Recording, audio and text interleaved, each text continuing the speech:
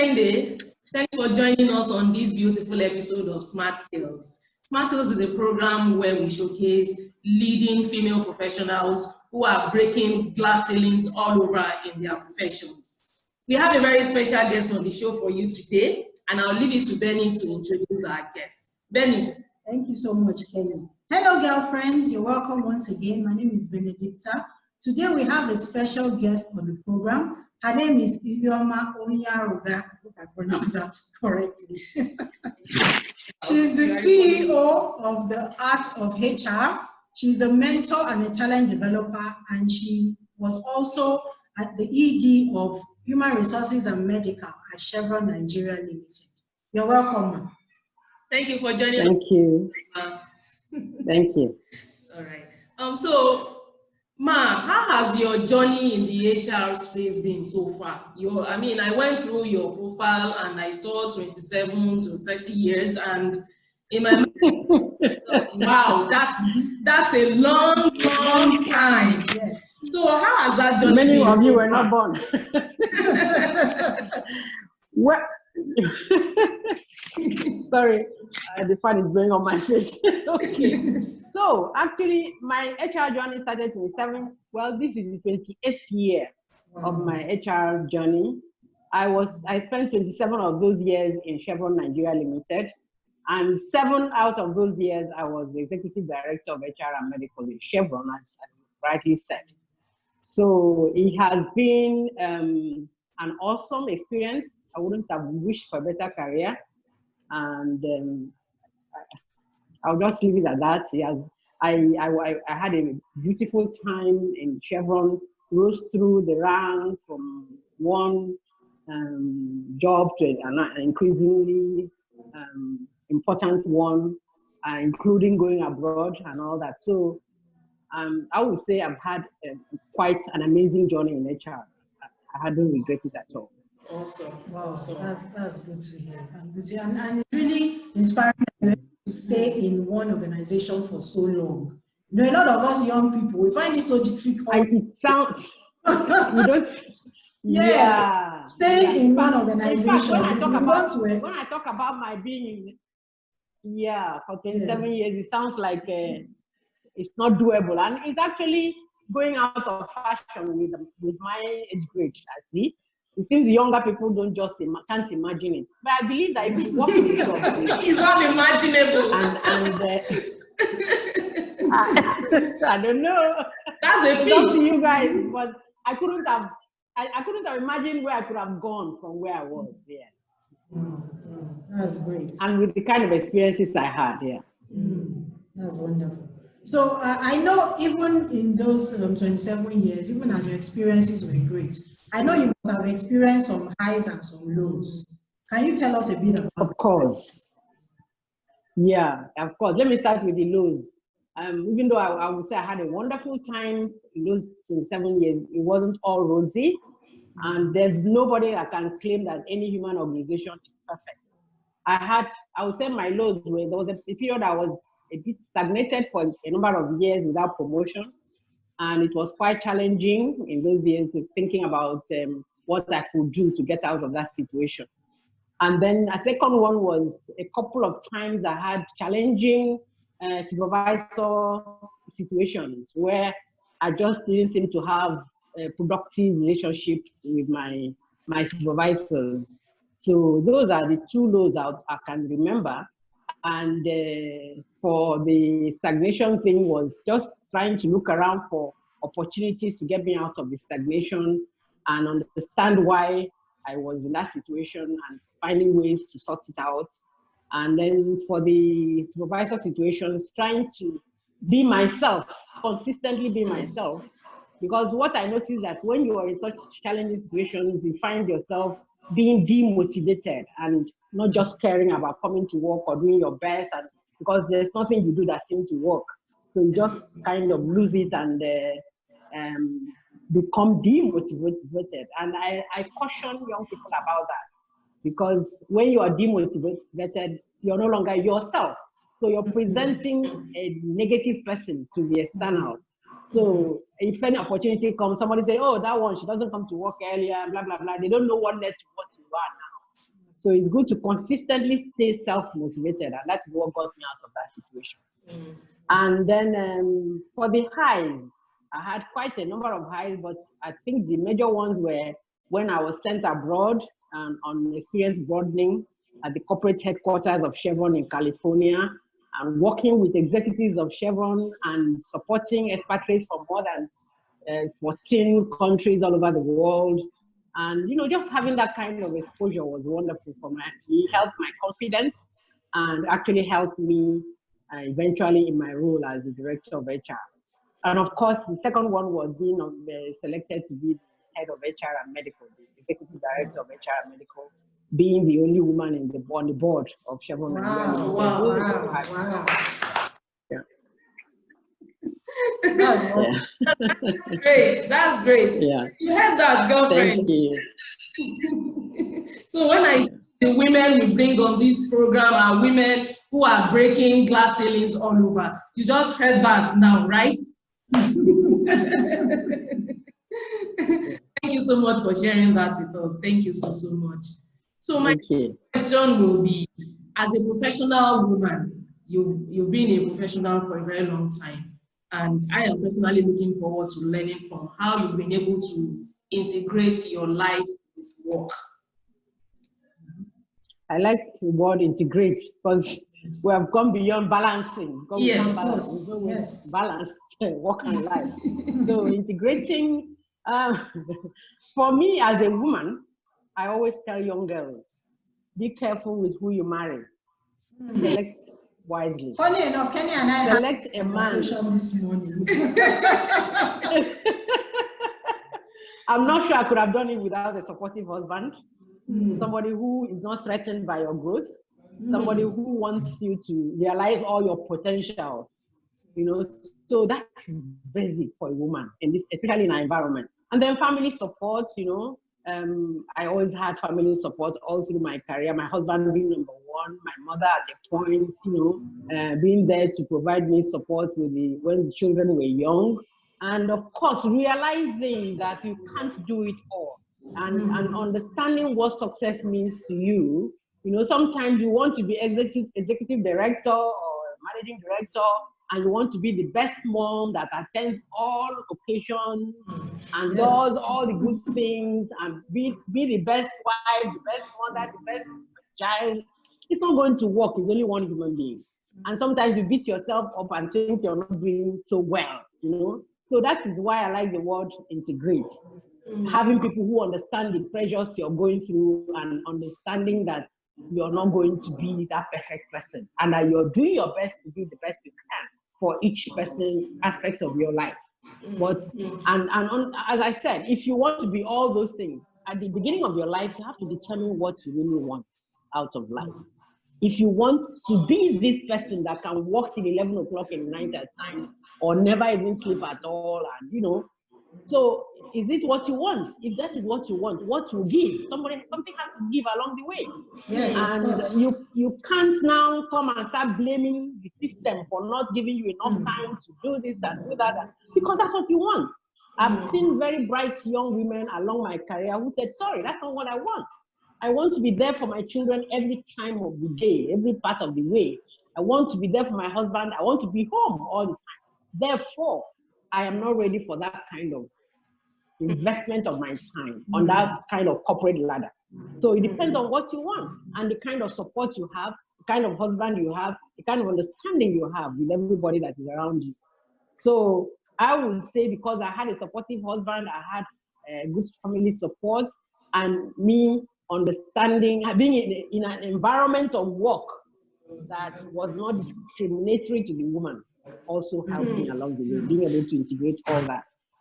So I would say that it worked out well for me in the sense that I understood what I was getting into, and I couldn't, I didn't just my children grew up understanding what was happening, and there were times I could miss out certain things, and maybe they will see their father, or sometimes they see me and things like that. So I would say at the end of it all, I still have my family together.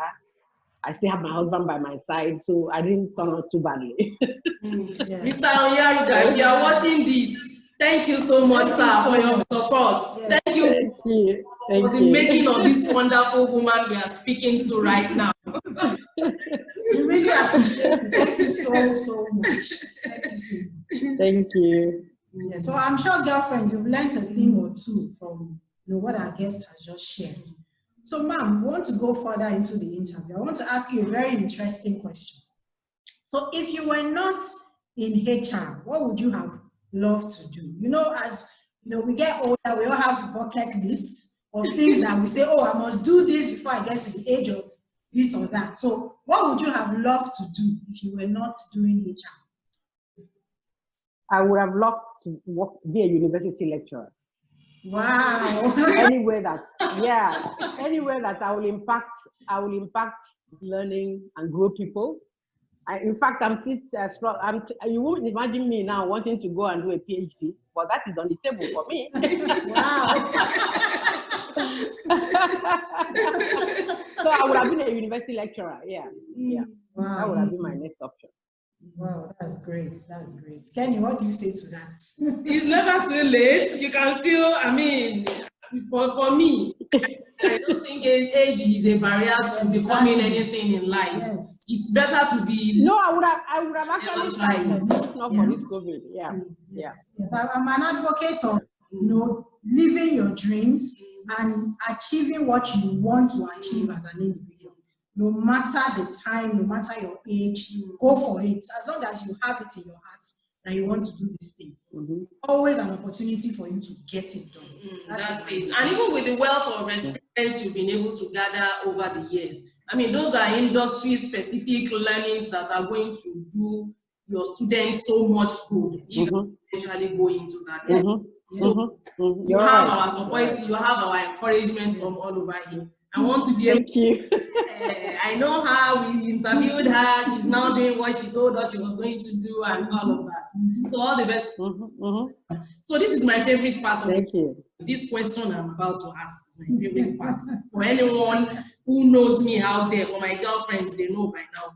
So how do you unwind? How do I unwind? In my younger days, I used to love aerobics. I used to go a lot for aerobics. So these days, I do long walks. Every day, I do a long walk. I can walk for 1 hour, 15 minutes, 1 hour, 30 minutes, depending on my mood. So I have this iWatch that helps me keep on track. I have my goals for the day, the number of calories I must burn, number of hours of minutes I must exercise. So that one helps me to unwind. I remember in those days of Chevron, there were times that stress was just too much, overbearing, and the only way that I could have, maybe I come back to work from work around 9 o'clock in the night, I just wear my stuff and go into the road and start walking. So exercise was a major form of unwinding for me. And of course, when you have time, watch television for news, for videos, and for movies and stuff like that. And those are the main things. Read books when you have the time. Those are the main ways I unwind. You didn't mention travel because we are hoping to have you on our HRGT Explorer. Oh, I love traveling. Yeah, travel is well, I love. In fact, I felt that when I retired, I would have been like this year. I had about 3 places I was supposed to visit. Then COVID shut me down. So, travel is one of them. I never bought over my vacation. I always made sure I took my full vacation every year. So that is one thing I did not trade off, because in my company you can decide, oh, the work was so much, you can find a way, business reason why you're not going on vacation, and some part of it is paid for. So most times maybe once in my 27 years that I just couldn't take all my vacation, but I always try to take all my vacation. It's very important. It's very, very, very important. Yeah. So there you have it, girlfriends. No matter how busy you are, find time to unwind. Because the truth is, no play. What do they say, Kenny? Makes Kenny a dog girl. And me, I'm not dog. I'm not dog. I'm very, very sharp because I take my time to integrate my work and my life. Yes. I have my time when I'm working and I have my time for relaxation. That's where I dance from morning to Thank you. Thank you so much, ma'am. So, All right. finally, what advice would you give to young, budding, and aspiring female HR professionals out there? Good. Kemi said that the issue of how I unwind was her favorite question. Well, this is my favorite question because I'm a social developer. So this is actually my favorite. That's why I wasn't too detailed in everything I was saying. I want to spend more time talking about how the kind of advice I'll give to younger people. So first of all, I'll start with the business knowledge. For every industry where you're working as an HR person, try to understand the industry and try to understand the business of your company.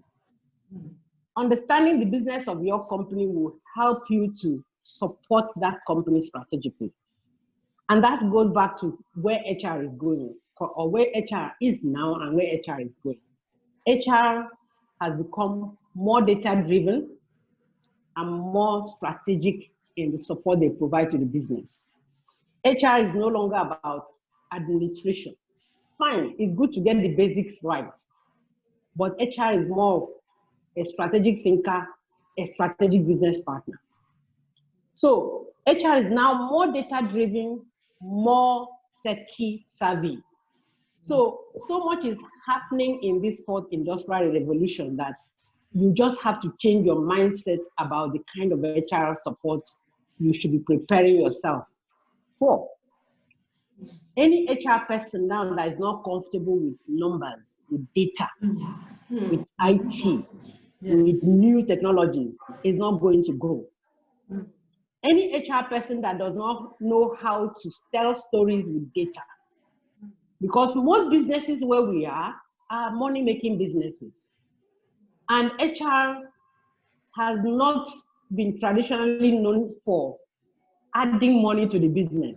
So, but you have to find a way to show that value you bring to the business by the way you use data to tell stories about your interventions, about the value you bring. So I will advise any HR person to get comfortable with data, to, at the early start of your career, get the right education. Of course, you enter the system with a BS, with a degree, first degree possibly, or a second degree. And if you don't have a second degree, there are options for online acquisition of second degrees, either in HR, MS, Industrial Relations, Personnel Management, Business Admin. Business Admin at least will help you more in the business side and also help you with the numbers side. So I will advise that you invest in your education earlier on in your career. And as you grow in your career, continue to develop a learning mindset. If anything new comes into HR business, learn it quickly. You have to continue to improve yourself through certifications.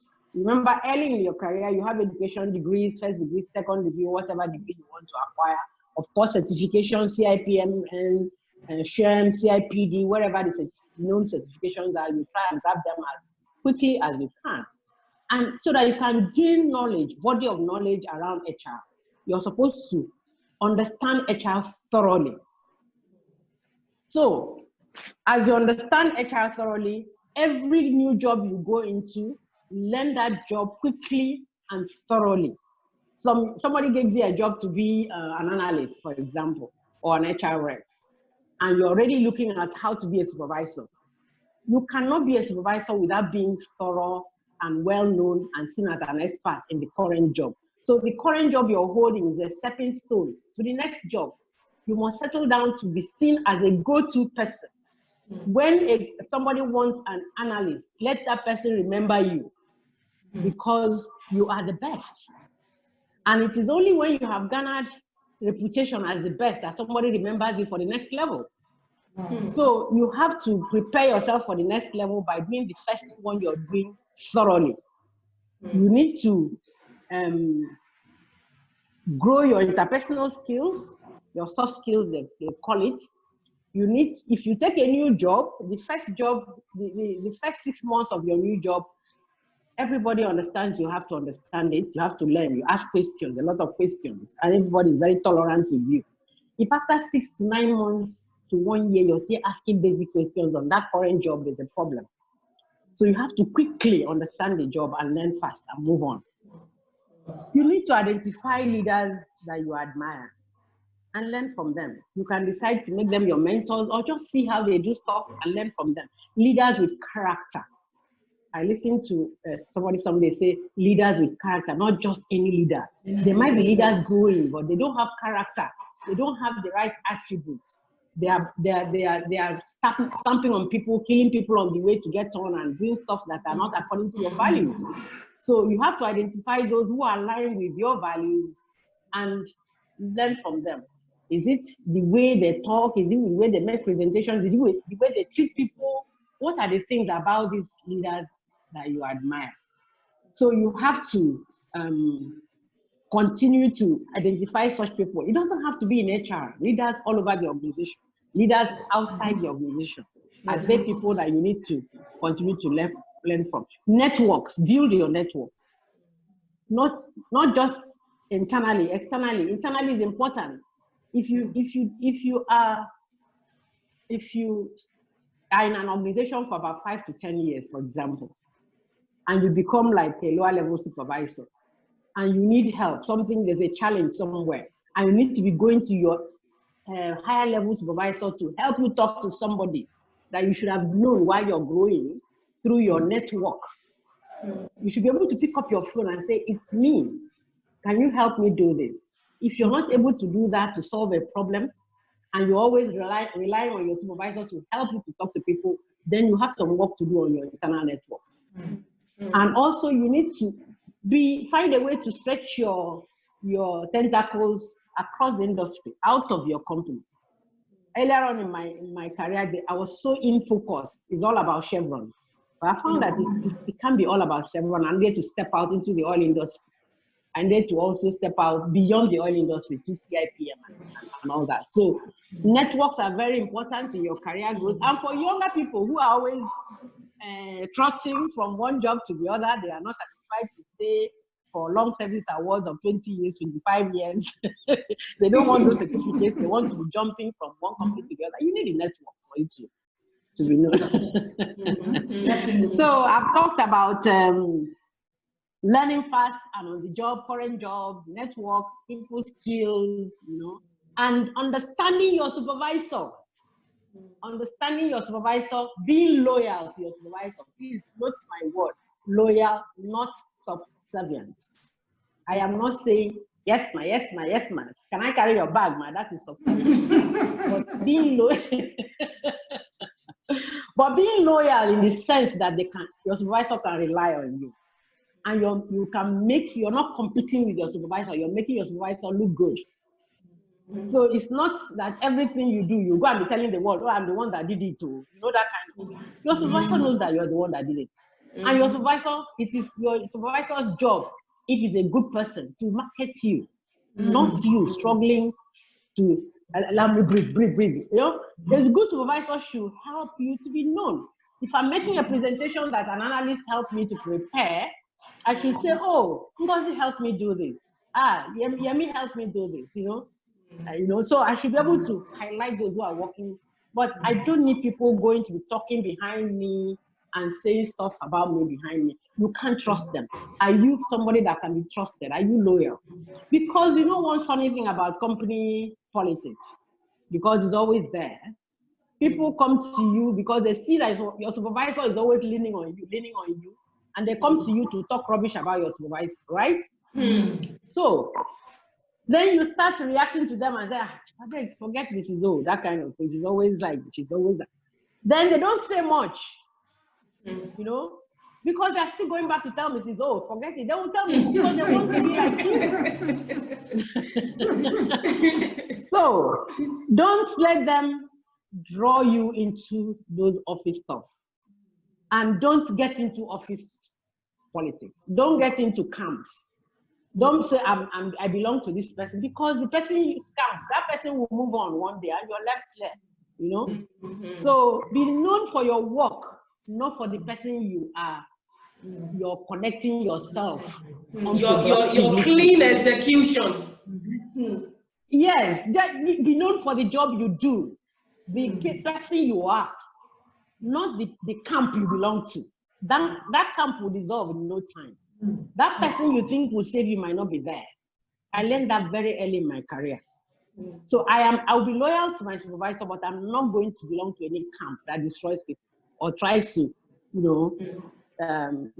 form cliques of those who do this and do that, So those are some of the areas I think are key for me as a young person growing in an organization. And then managing praise. I don't know if you followed me on LinkedIn where I talked about praise. Yes. Sometimes it's not just for HR. It's not just about HR people. It's about every young person. When you are doing well, a lot of good things come your way. People, accolades, praise, promotions, good performance assessment. Everything comes your way. And then, of course, if you don't manage that praise well, you start being difficult to manage. You start being arrogant and proud. It gets into your head. And that can bring you down. So, get into your head. Continue to maintain your humility. Accept the praise, but don't let it get into you.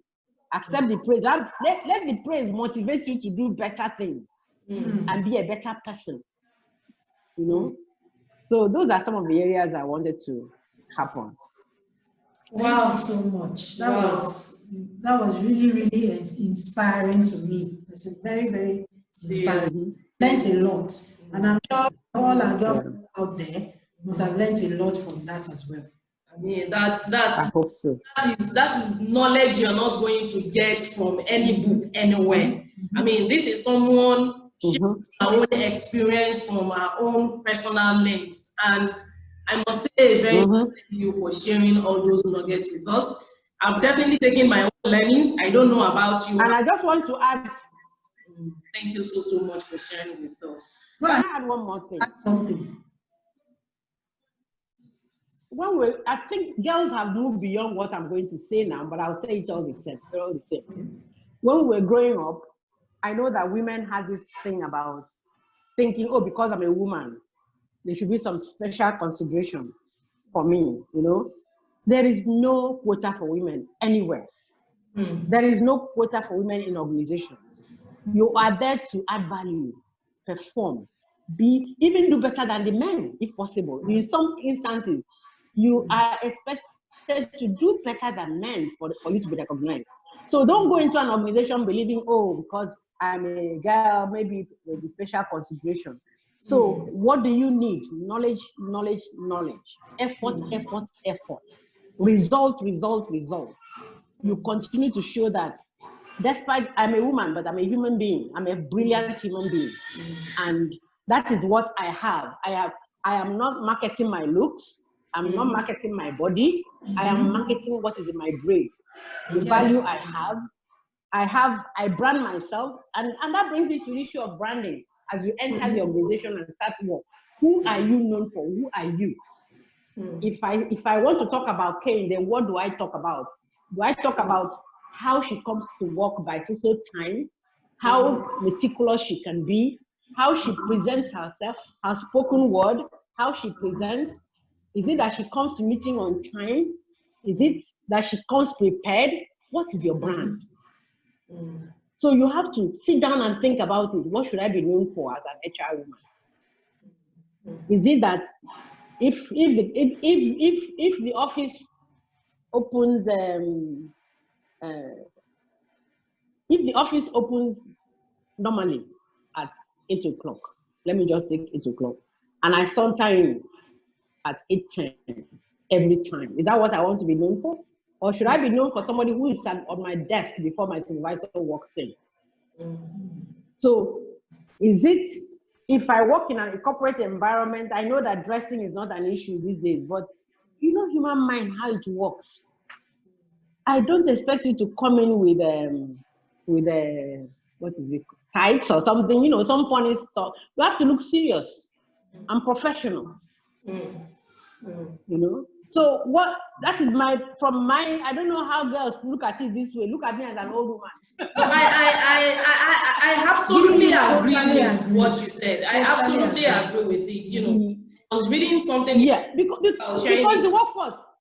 And I think I was sharing that with Benny just this morning. In fact, it's even on my status right now. That saying was about, it is only when you are a luxury good that you will generate luxury margin. So it got me thinking that, are you a premium brand or you are just regular? So if you are premium, like you said, if you have invested in yourself, you have all the knowledge, you carry yourself the way you're supposed to, you do all the things that are expected within that context that you are operating in. There's nothing stopping you from becoming premium. And when you are premium, of course, possibilities will begin to fall into place for you. But when you are just a mediocre, when you're just doing the barest minimum, you are just regular, and then you are expecting premium results, there's no alignment. There's no alignment. So I absolutely agree with you on that part about, building yourself, being known for something positive. Because it is only when your expectation is clean that you can begin to expect clean reward and results. So thank you so much for sharing that with us, Ihuoma, this afternoon. Thank you so much. Girlfriends, you've heard it. What I got from what she said just now is KER, knowledge, effort, and results. So I want you to take those 3 keywords and start to apply them to everything you are doing as a professional. True. Thank you so much for sharing with us, Ihuoma. Thank you very much. I've enjoyed every bit of the conversation. Thank you so much. Thank you so much. We really appreciate it. You're welcome. We've come to the end of today's program, as usual, and we are hoping that you have learned 1 or 2 things from the experiences that our special guest on the show today has shared with us so far. Join us next Tuesday for another awesome episode of Smart Hills. And girlfriends, remember you can follow us on all our social media platforms, on Instagram, LinkedIn, Facebook, Twitter, and YouTube. And you can send us an email to hrgirlfriendstripe@gmail.com to sign up to be a member and to volunteer for all our activities. And of course, for sponsorship and advertising inquiries on the program. Until we come your way again, we are HR Girlfriends. We learn, we leisure, and we network.